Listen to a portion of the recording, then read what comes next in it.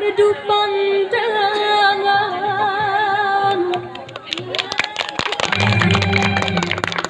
Apabila berkata seluruh alam menyaksikan kesyahduan,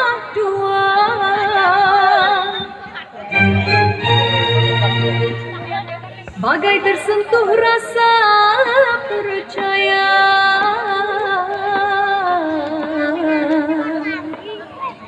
Tika terdengarkan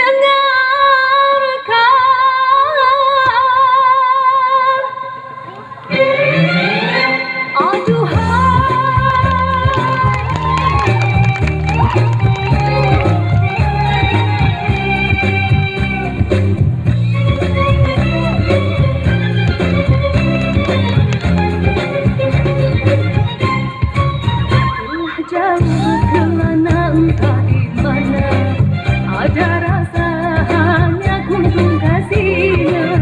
Kabar itu merelakan perjalanannya, ada jiwa hanya kunjung kasihnya. Biar panas membakar, biar ranjau mencapai, telah mekar hati seindah purnama. Di pucuk segala raju sepiring ada kala meracun imannya. Biar panas membakar, biar ranjau mencapai, hati tak punya apa. Siapa menyapa badai pelita, arah yang menghilang tiga gelita. Tuhan kasih, Tuhan kasih, Tatap tidak ditatap, kotakan di dada yang terdetik temukan sang cinta. mula bercerita, semestanya tak terpedaya. Kekasih tak berbahasa, getir pikir dari tak mengharap suara.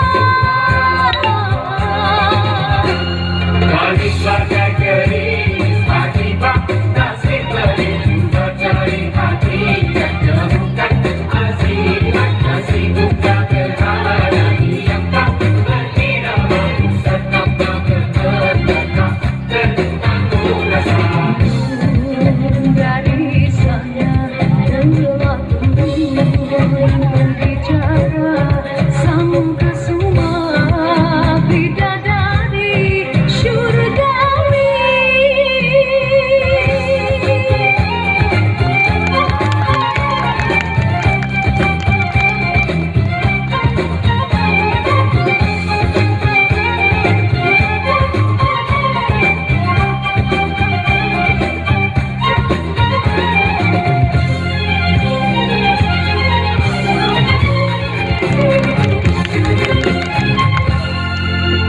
Sesungguhnya berkasihlah di antara manusia.